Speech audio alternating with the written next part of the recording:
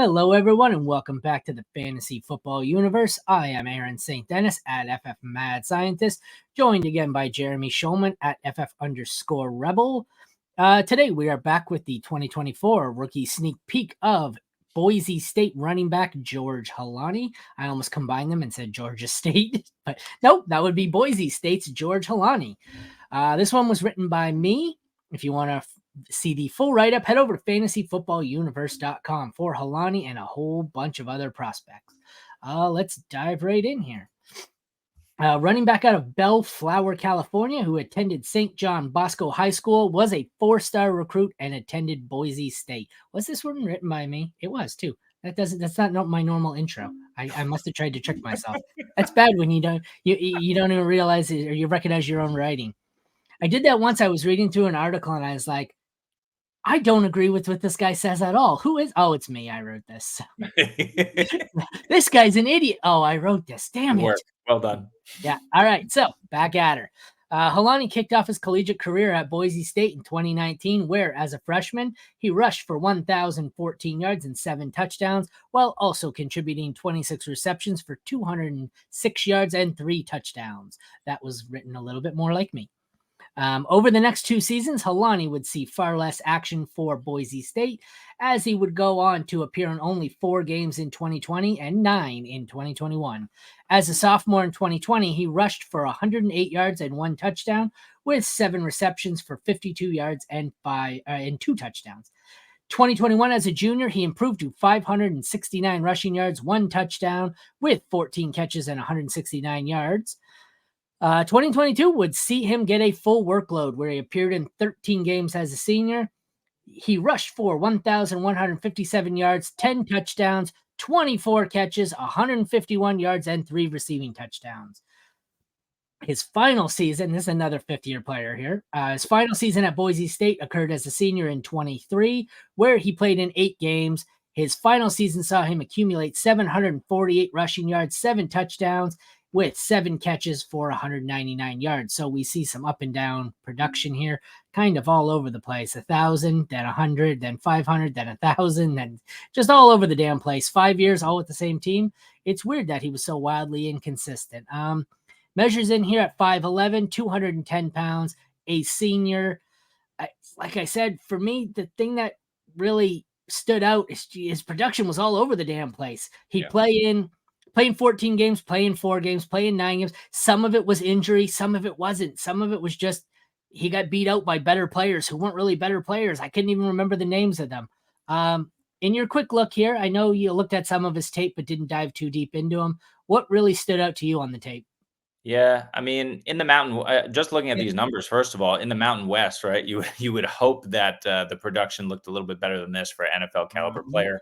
The 5.5 yards a clip is decent, but decent in the Mountain West is not necessarily going to guarantee you a roster spot in the NFL. So, he's a guy who tested pretty well at the combine.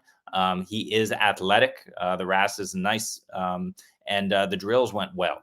But you just kind of wonder, even if he ends up, mid to late day 3 draft guy, you just wonder how much work he can get done in a short time to stick on a roster. That for me, okay, so that was the obvious part. The production profile in college was inconsistent at best and was underwhelming, basically, for, like you said, for playing in the Mountain West. Do you still have the combine numbers in front of you? I know you said he tested really well at some of the events. What were they, if you still got them? Sure. So specifically the vert and the broad. So he was the 3rd best testing running back in the entire combine. In the vertical, he jumped a 10'7", which in inches, I have that actually. Where am I? Here we go. So it's 39-inch vertical.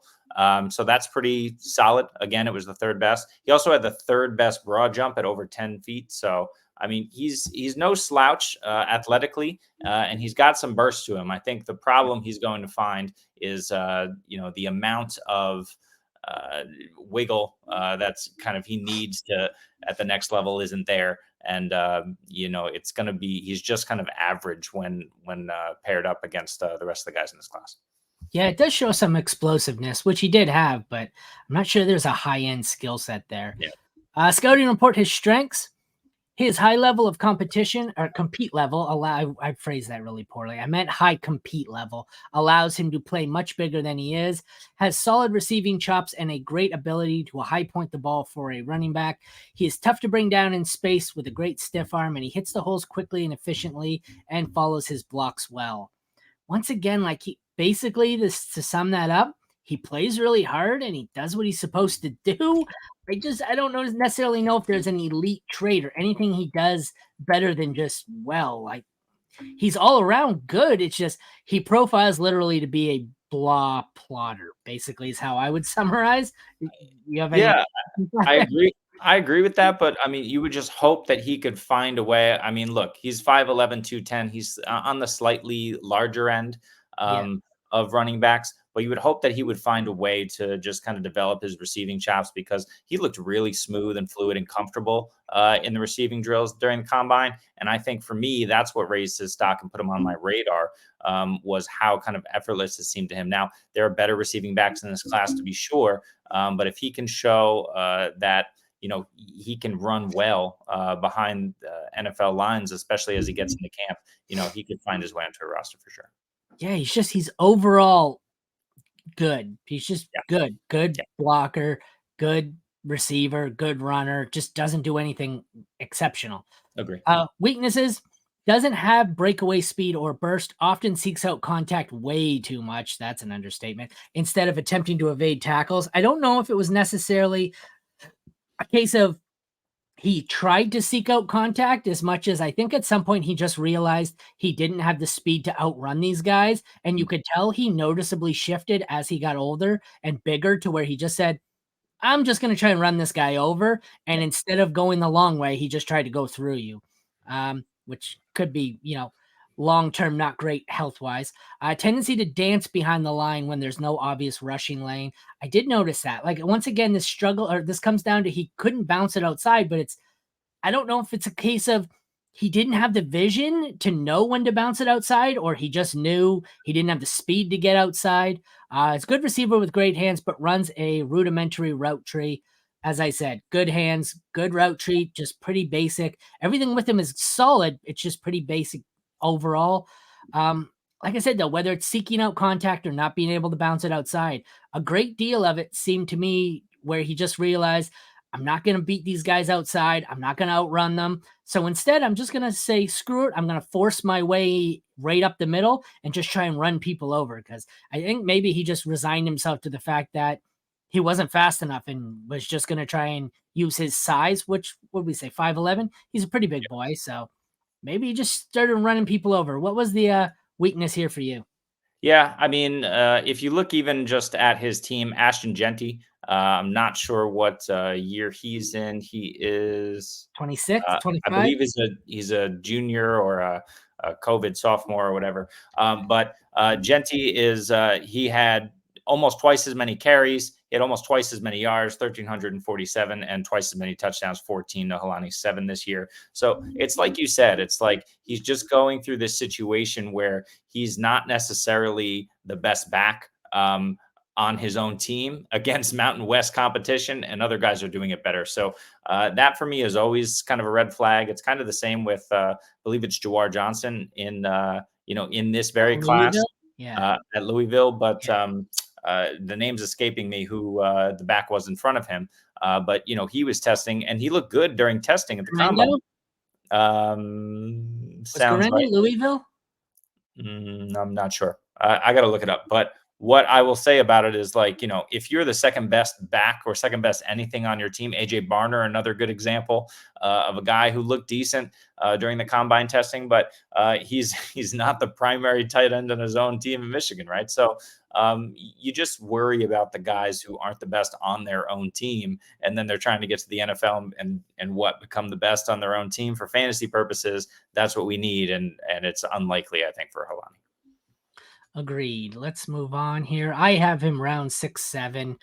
That's being generous. I think he could be just as easily a UDFA. I have him as Minnesota because, honestly, what did I write here? I think Minnesota is a great destination because even a depth piece is likely better than Alexander Madison. Couldn't have said it better myself. Wait, I did say it myself. So I'm not high on Alexander Madison, not all that much higher on Ty Chandler. So Holani, as an undrafted free agent to Minnesota, could find himself onto the playing field. So Sure. I don't mind that. I'm sure you've got another destination in mind. What do you think? Yeah, you could go to, anywhere where there's a barren wasteland in the backfield. Arizona comes to mind. Carolina comes to mind. I mean, the ideal spots for him are places where he can stick as like RB3. Hopefully take some time to learn, develop, get stronger, and really figure out where he fits. Because as we know, the workhorse RB role is all but dead in the league. Mostly because the guys who can do it probably shouldn't do it so they can have much longer, more productive careers. So the NFL's hip to that at this point. So yeah, Holani, is he going to be a third down guy who makes his paycheck as a great pass protector? And that way, then he can like figure out how to get out into space and earn some catches. I don't know what it's going to be, but he's going to need to go somewhere where they're willing to develop him. And then he's going to need to actually develop. Yeah, you said that already. A barren wasteland. We heard you. A barren wasteland is the best. Which situation would you like to see him drafted? Oh, barren wasteland. That's what I would like. A barren wasteland. So, like, what, Chicago? Well, no, you said Arizona. So, okay, Arizona, barren wasteland. That's fair. That's fair. All right. Well, if you'd like to see the full write-up on him, including being better than Alexander Madison and going to a barren wasteland, head over to fantasyfootballuniverse.com to check out Holani or the other players in this range who all end up in the wasteland with him. Or check back tomorrow for the next player in our sneak peek series. For Aaron and Jeremy, thank you all for tuning in. Take care, and we will see you again tomorrow in the barren wasteland.